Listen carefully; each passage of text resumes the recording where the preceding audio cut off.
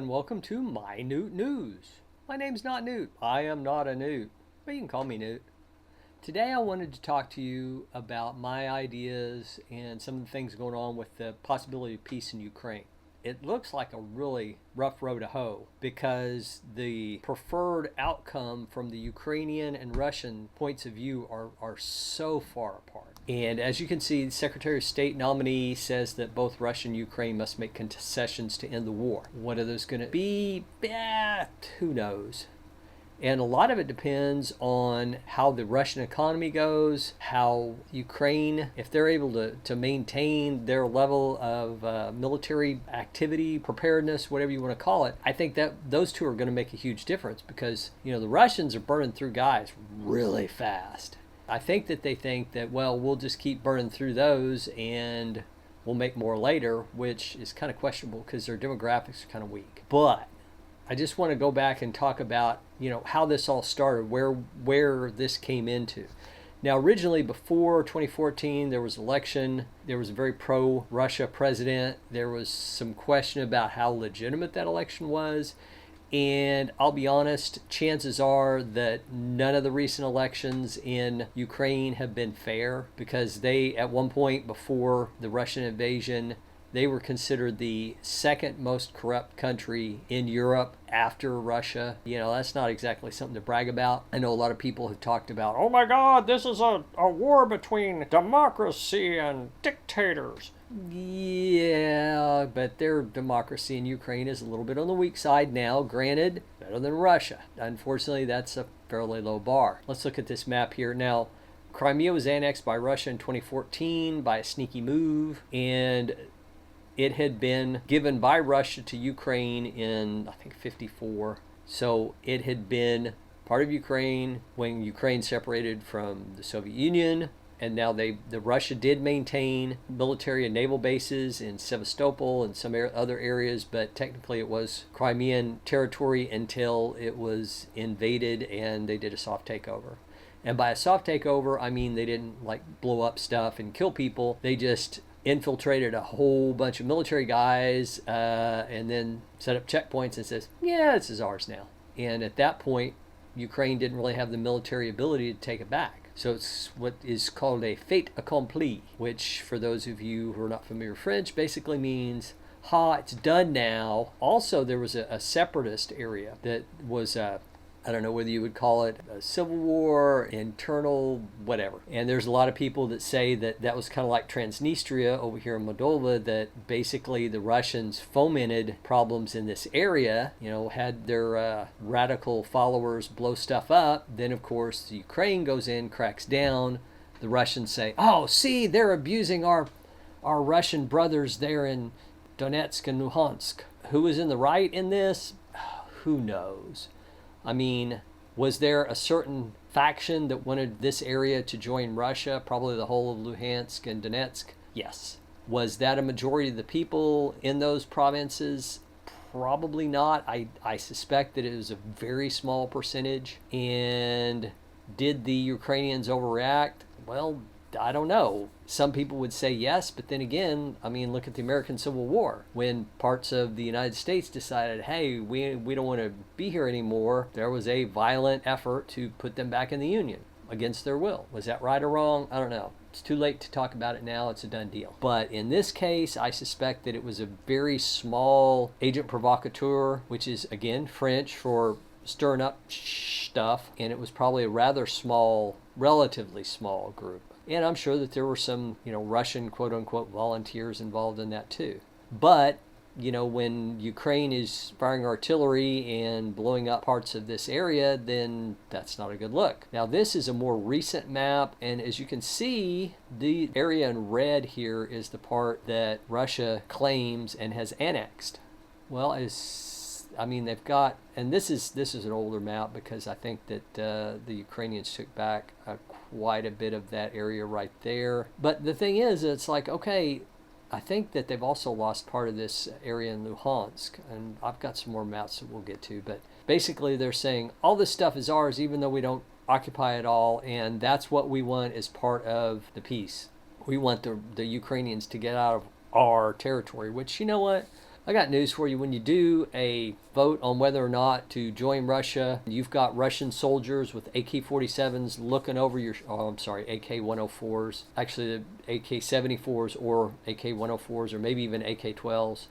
But they're going to be looking over your shoulder while you're voting. Is that an honest vote?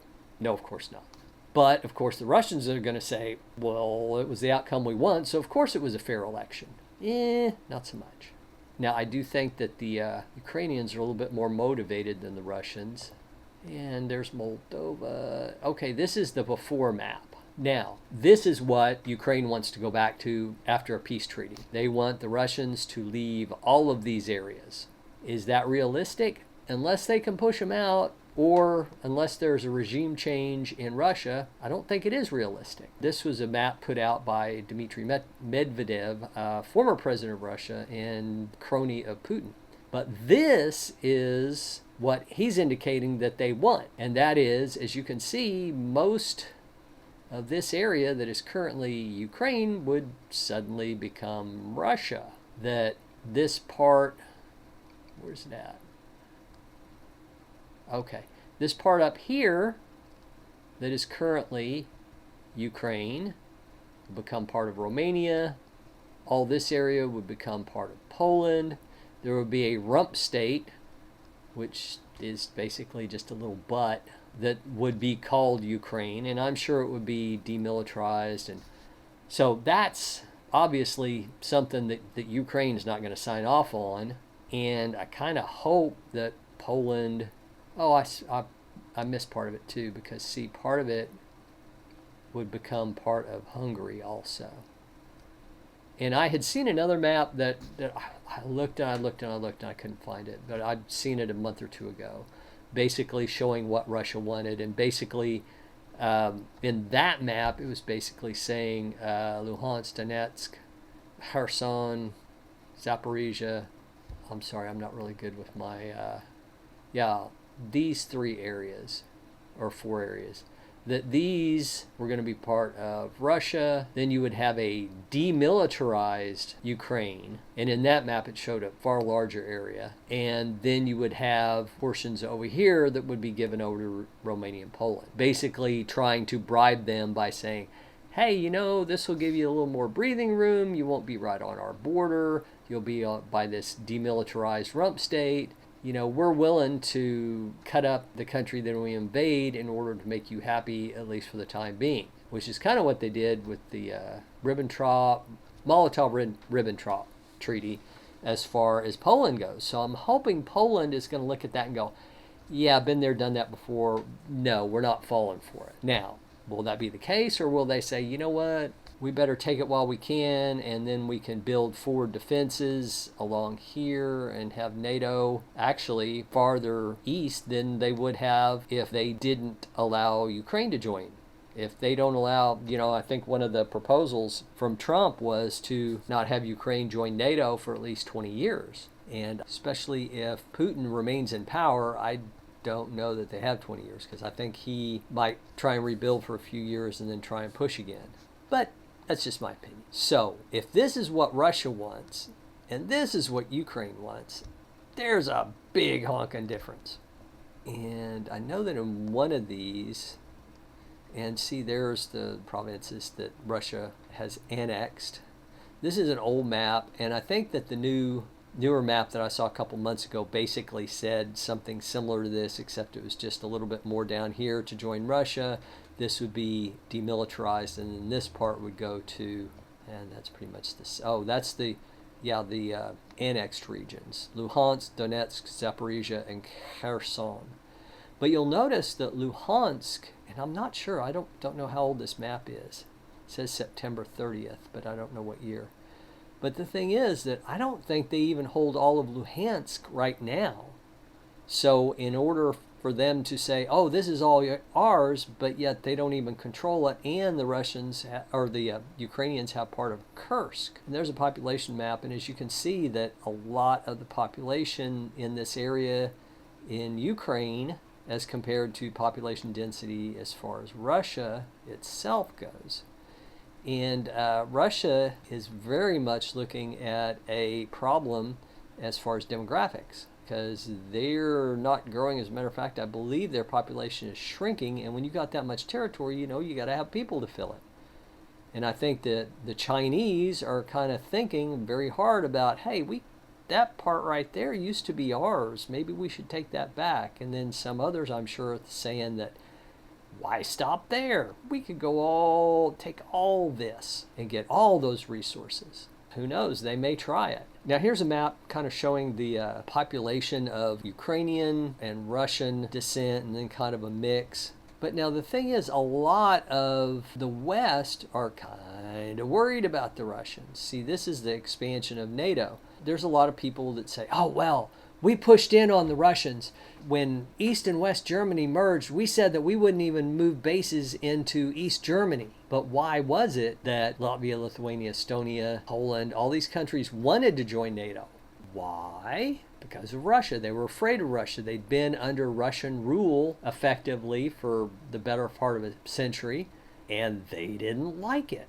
When Russia invaded Ukraine, Sweden and Finland are like, yeah, this whole neutrality thing's not working for us. Maybe we should, we want to join NATO too.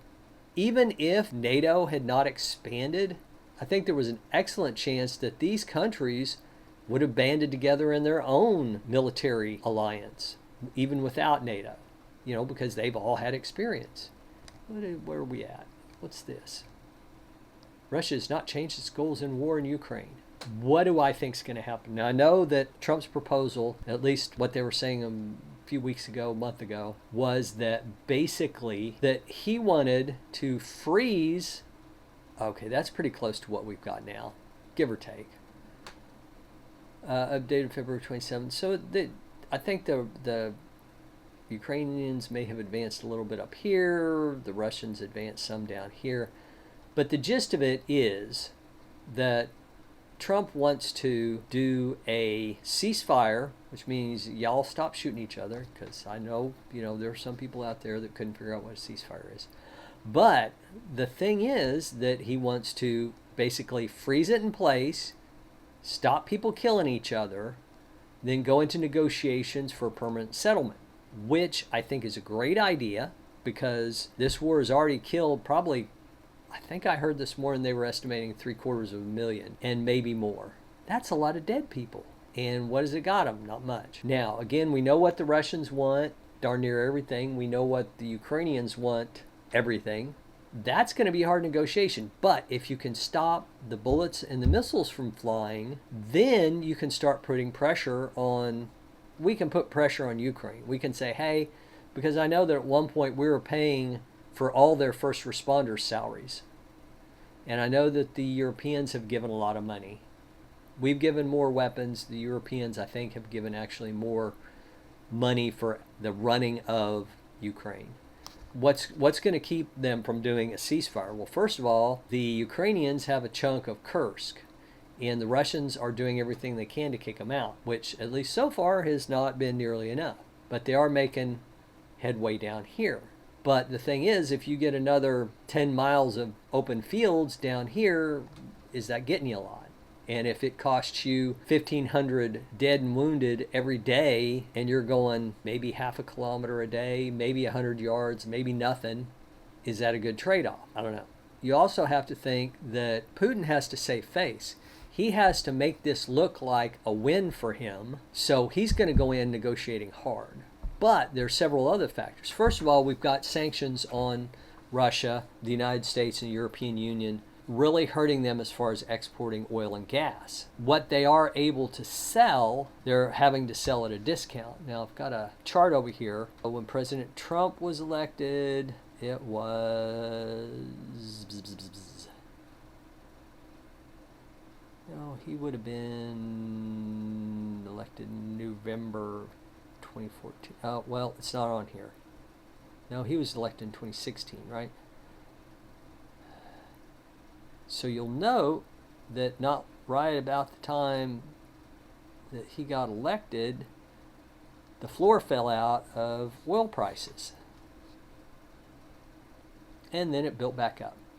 But, here it's been 60, 70, 60, 70, 70, 80. But because of the sanctions, the Russians are only allowed, I think, to sell it for around $60 or less, which of course means they're losing some money compared to if they were selling on the open market. But as long as they can keep their oil wells going, that's a benefit to them, because a lot of the commentators are saying that because most of their oil wells are in the permafrost, that they have to keep pumping and they don't really have that much storage. So if they stop pumping oil, then those pipes are going to freeze and break, and basically they're not going to be able to pump oil out of that well. That every well they stop producing with, and I think they can, cut down how much they produce out of each well, but they have to keep producing some. Now, if they are able to sell that, even at a cut rate, long term, that's a benefit to them. And they need money to run the war effort. And I've also heard stories about basically that they're on a war economy footing now, and that they're using their sovereign wealth fund, basically their reserves, to pay for all the manufacturing of cruise missiles and artillery shells and all that. Which means that if there's a pause in the fighting, they have to make a choice. And I'm sure that at least for the short term, they're still going to be cranking out shells and drones and missiles to rebuild their stock. But at a certain point, they're going to run out of money for all that, especially if we go hard on them on sanctions. Here's another thing. Trump got along pretty well with the Saudis. Joe Biden did not. As a matter of fact, Joe Biden called Mohammed bin Salman, their leader, a murderer, straight up, and refused to sell them weapons and generally torqued them off. Well, then when prices got high and he wanted them to help by turning on the spigot and producing more oil, they would not take his call. Trump's got some work to do in mending that fence. Now, do I think the Saudis are wonderless people and icons of virtue? No. But short of causing a whole lot more problems, we're stuck with him. Because was the Shah of Iran perfect? No. He was an ally, but he was pretty scummy, and the Secret Service was pretty brutal. So when that got replaced, the regime that came into power was, by most measures, even worse. So you've got a choice. Do you want to keep the bad that you have some influence over, or do you want to risk getting the far worse? So I think that Trump will try and schmooze and finagle the Saudis. And one thing, if he says, hey, you know what? If you sell at very low prices and produce a lot for a short time, maybe 3, 4, 6 months at most. If Trump can schmooze the Saudis and talk them into the fact that, hey, you know what? If Russia's ability to produce oil was minimized for, say, the next 5 or 10 years, then after you selling oil for a low price for 6 months, then that's going to take that much oil off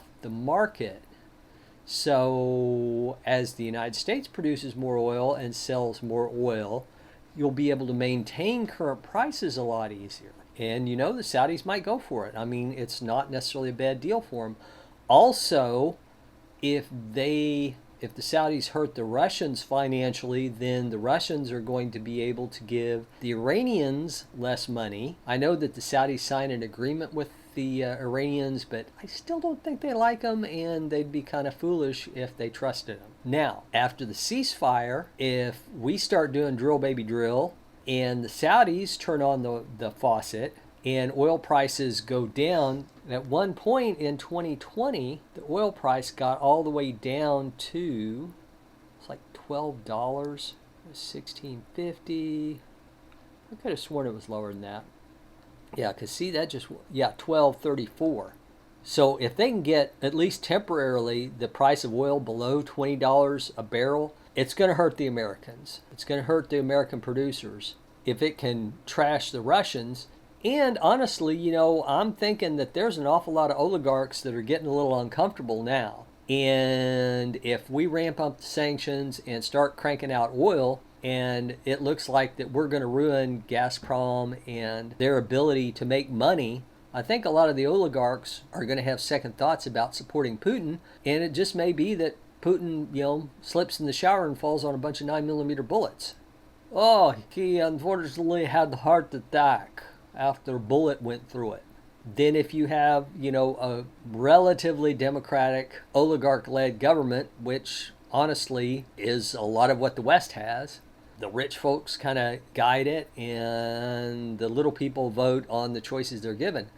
But a lot of money is thrown around by lobbyists in Congress, House, and Senate, and in a lot of other areas. I think that if Russia goes to a more democratic, and, we could make the deal with the oligarchs, say, okay, end game is that, say, Putin dies, gets thrown out, or dies. I think the dying is more likely, but who knows?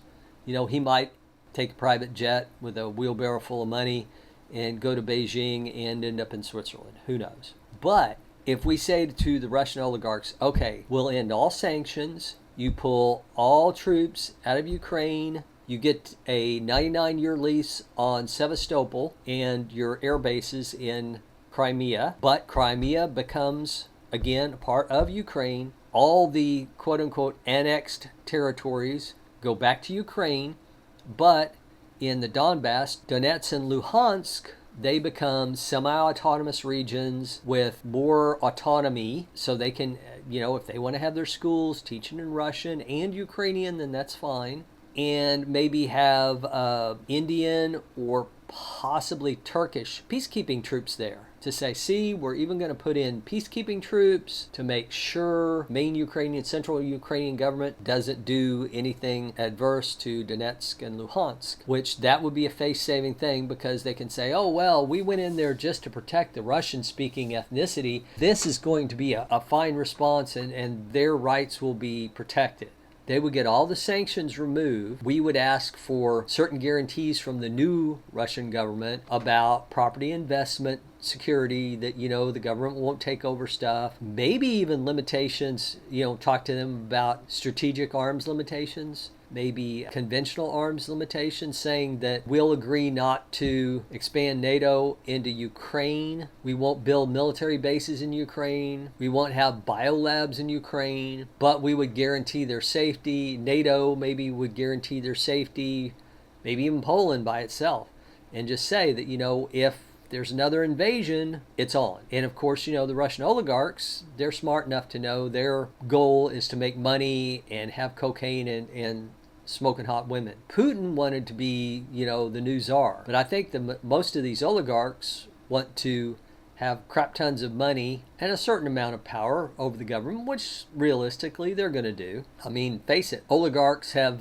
influence on both sides, both parties in the United States. Biden gave Soros the presidential medal, for Christ's sake. I mean, clearly Musk has got influence in the Trump administration. How long that will last, I don't know. But either way, unfortunately, money affects politics. But if we can get people in Russian politics that are more focused on money than tanks and guns and nukes and shooting, I think that would be a benefit for everyone. And also, if we hit the Russians with really hard sanctions and very nearly or possibly even successfully ruin their economy, I think that will be a warning to the Chinese too, at least until 2028, and then depending on who gets elected, if we get some sort of go along, get along jellyfish from either party in power in the U.S., then who knows what the Chinese are going to do. But, I keep hearing stories about the Chinese economy going down the toilet, so they may have internal unrest and collapse before that anyway. But